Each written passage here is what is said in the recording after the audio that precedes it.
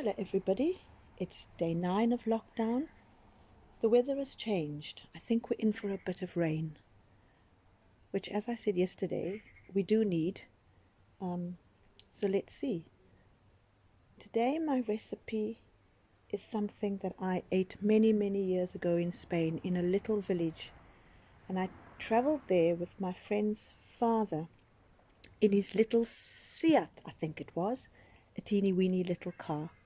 And we went to this village in the mountains somewhere, and I have never ever eaten anything more delicious and light and airy and decadent and plain as ensaimadas. And I'm going to make them today because Joshua loves them. I don't make them often, but since tomorrow's Sunday and we can sort of have a nice breakfast, I thought they would do well for that reason. And I'm starting them today, and I'll probably only bake them tomorrow morning so that they're fresh out of the oven. So what I have in my bowl is very basic ingredients. It's flour, it's salt, it's yeast, and it's sugar. And this would probably be classed as an enriched dough because it's got eggs and butter, real butter, and milk. And here's hoping to a really light and airy ensaimada. So what you have to do is we're working with our hands because, that's how I work. I'm just going to mix up the dry ingredients to get it all well distributed. And as usual, when you're making any bread, the quantity of liquid is not a given. Sometimes you need more, sometimes you need less. It depends on the humidity, depends on the flour, depends on many things. But you don't let the liquid rule you, because you do need sometimes a bit more and sometimes a bit less. So I've mixed up my dry ingredients, and to that I'm going to add my eggs. Isn't that a pretty bowl? I'm going to break them up, and I'm going to add warm milk again, body temperature. That is just perfect. And I'm going to add as much as I think I need to obtain a nice soft dough. And it's important that it's soft because that is where the lightness comes from. If you have a heavy dough, it's going to be quite a heavy ensaimada. But you just take it little bit by little bit. See, I just squelch it all together and work it all into a dough. It's done in sort of a layering way, which also helps the lightness of the pastry. And I'm going to call it a pastry because for me it is just so light it doesn't really fall into the category of bread as such. But remember, this is my take on my recipes. We are all different, and we have to go with what we feel is right. So as you can see, it's quite a sticky dough.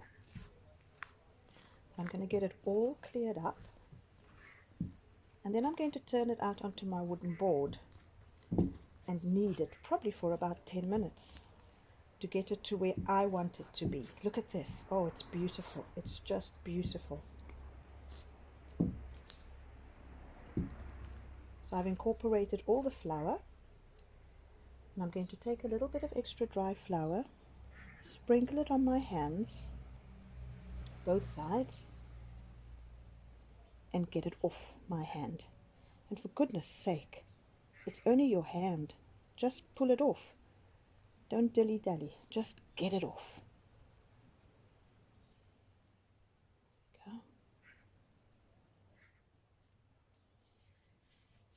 And rub it off. There we go. It's all coming off. Some stage, my hand will have very little dough on it. And I really am only adding little bits of flour.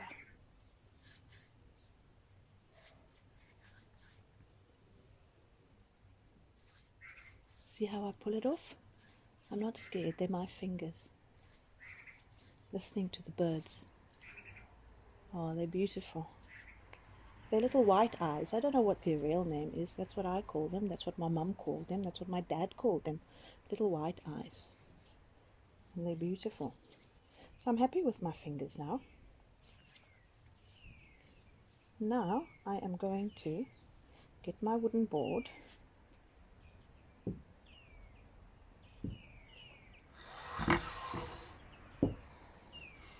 lightly flour it,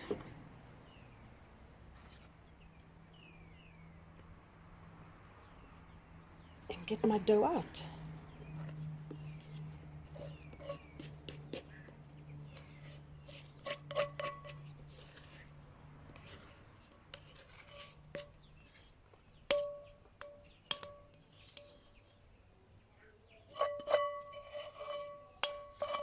Get as much out as possible because I'm going to use this bowl to let this mixture rise just for half an hour before I go on to the next step. A little bit of extra flour, and I'm going to get kneading. And in the beginning it is very, very sticky.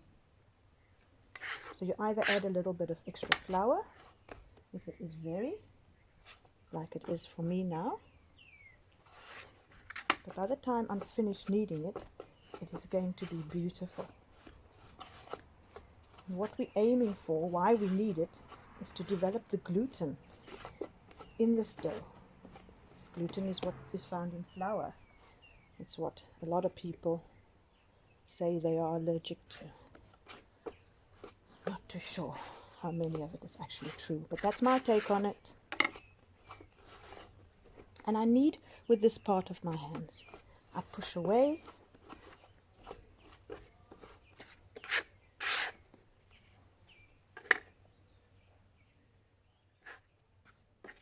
And I love using my scraper. My grandmother used to knead like this. Other people knead by pushing it away and folding it over. I just do what makes me happy. And it's put so much soul into making a bread dough. And this being an enriched bread dough, it's just a little bit harder to knead because it's got those eggs in it. It's got milk as opposed to water. But we just carry on. And what I sometimes do is, what I'm going to do now, is add a little bit of my butter that I have sitting over there. So preventing me from adding too much flour, because really we don't want to alter the dough too much. And the butter does make it a bit easier. So put the butter on my hands, give it a good rub, and knead.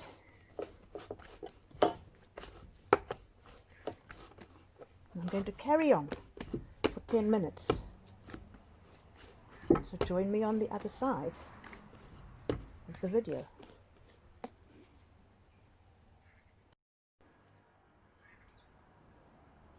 This is my beautifully kneaded dough. Look, look, it's just beautiful. What I'm going to do now is just put it back into this bowl, but before I put it in, I'm just going to take some butter and just spread it in the bowl. Otherwise it just is a sticky mess, and we can't have that.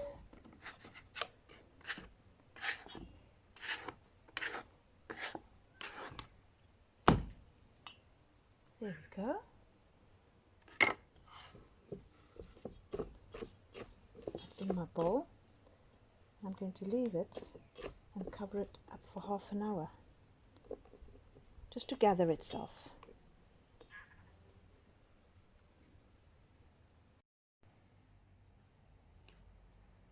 So my dough has had its time to rest. What I'm going to do is I'm going to portion it now. So just a light dusting up there. In fact, I'm going to do it right here.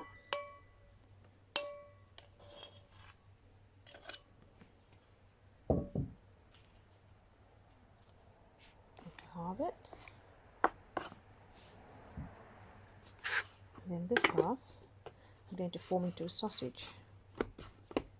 As you can see, it is soft, and I'm going to start portioning it.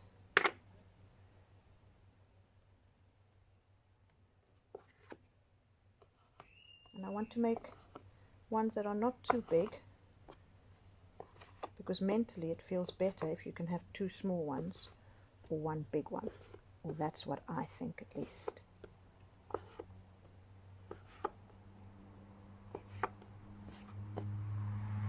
So I've portioned it.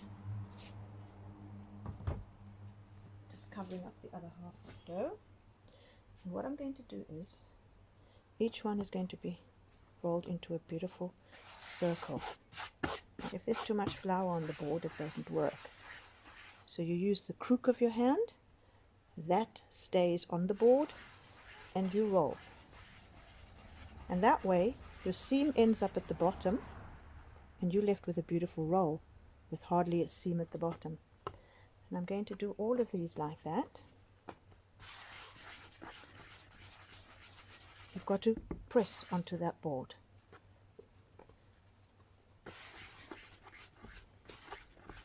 And when it becomes a little bit sticky, just gently.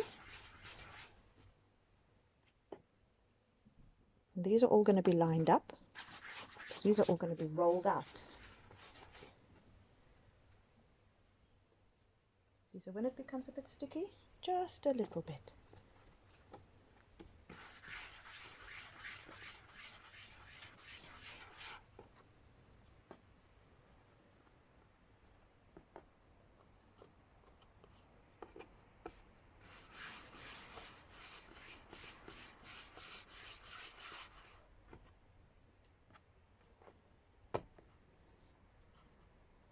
For me, this is so therapeutic. I love doing it.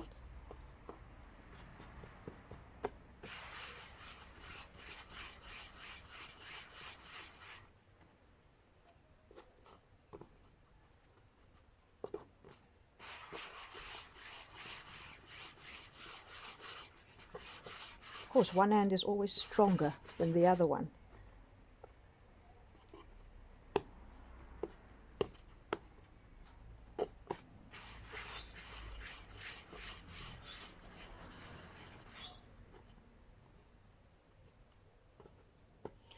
Now that I've got my balls of dough, I'm going to flour my board again. And I like to roll these out as thin as possible. That's what I like to do. And then incorporate my butter. So that's my first ball. Little bit of flour. And I'm going to roll. These actually need a few minutes to rest, because can you see how you roll and they come back? They just need to rest a little bit, but let's carry on. And what I'm aiming for, because I want a sausage shape, I'm going to roll it into an oval as opposed to a circle. Right, so that's my oval. Take a little bit of butter and I'm going to spread it. Well, not quite a little bit of butter. Let's be generous. Just adds to the richness. Once I've done that, I'm going to slowly start rolling up. And these are definitely going to be small ensaimadas, because I've done it that size, so that's what it's got to be. So I've got my sausage shape, and now I'm going to curl it. And that is one ensaimada done. And it gets placed onto my baking sheet. And you tuck the end bit underneath. There we go. Do another one.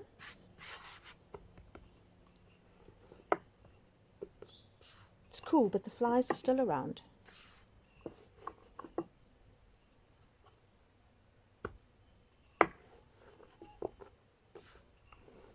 And my rolling pin There's a broom handle that's been cut up. It works perfectly for the children when they've got to roll out things. And I promise you, it really works very well. I've got a beautiful marble rolling pin, which my dear dad gave me many, many years ago, and it's sitting in the cupboard because I prefer my broom handle. Stretch it out. Some butter. Spread it out.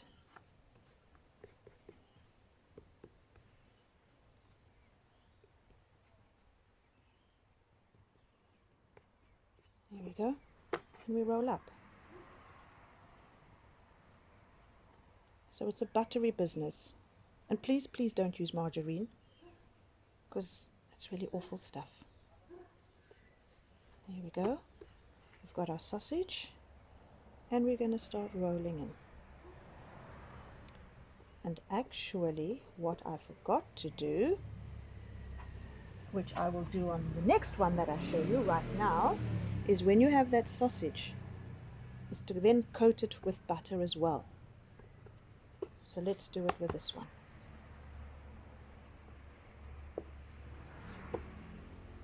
So that your layers in your circly bits all sort of become loose. So not just the layers inside, but on the outside as well. See, it gets a bit sticky when you don't use too much flour, but you just work around that. Don't let it upset you. You know.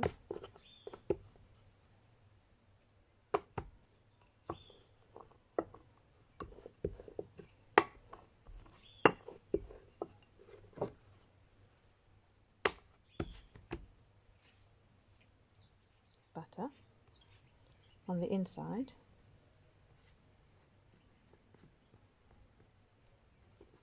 So the ones I had in Spain, they were probably about this size. They were huge, and they were warm, and they were coated in icing sugar.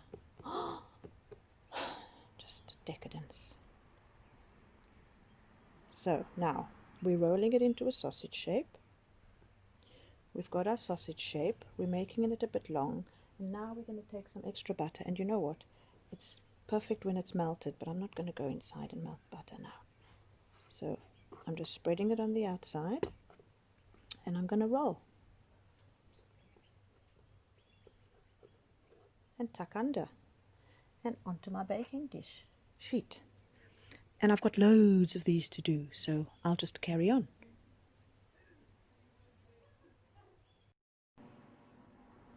Okay, I'm still rolling, still rolling.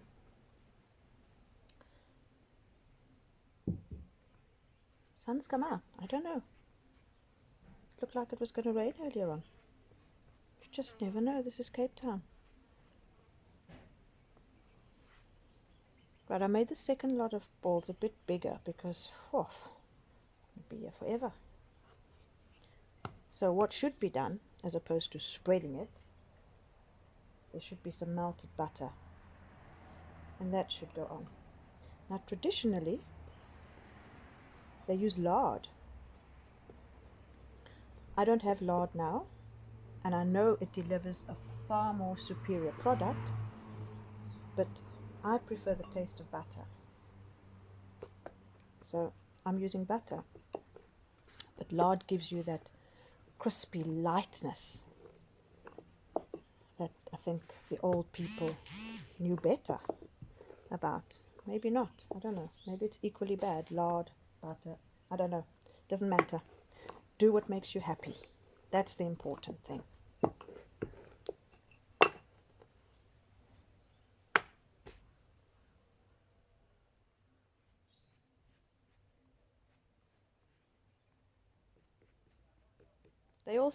They fold it. And they fold it 1, 2, 3. Then they turn it. And they roll it out. And they fold it again. And I think they do that 3 times. I'm not sure, but I take the easy way out. And it is almost as delicious. Not quite, because they've got the lard and they're doing more folds. But this is what I'm doing. Remember, your recipe is always about you. You don't have to get everything perfectly right like the next person. We all strive to do that, but how important is it? Food is about you, your soul, your creativity. Make it yours. Don't make it somebody else's. But if you want to do that, that's also okay.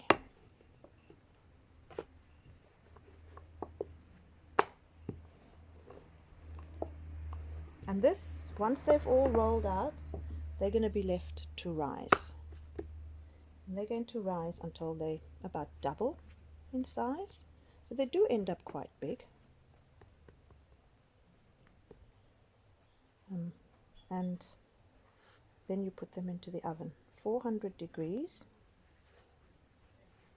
And they don't take long to cook. They probably cook for 20 minutes. You know, our ovens are also different. So play with that. But they are golden brown when they are ready. And they are golden at the bottom. So just see how it goes.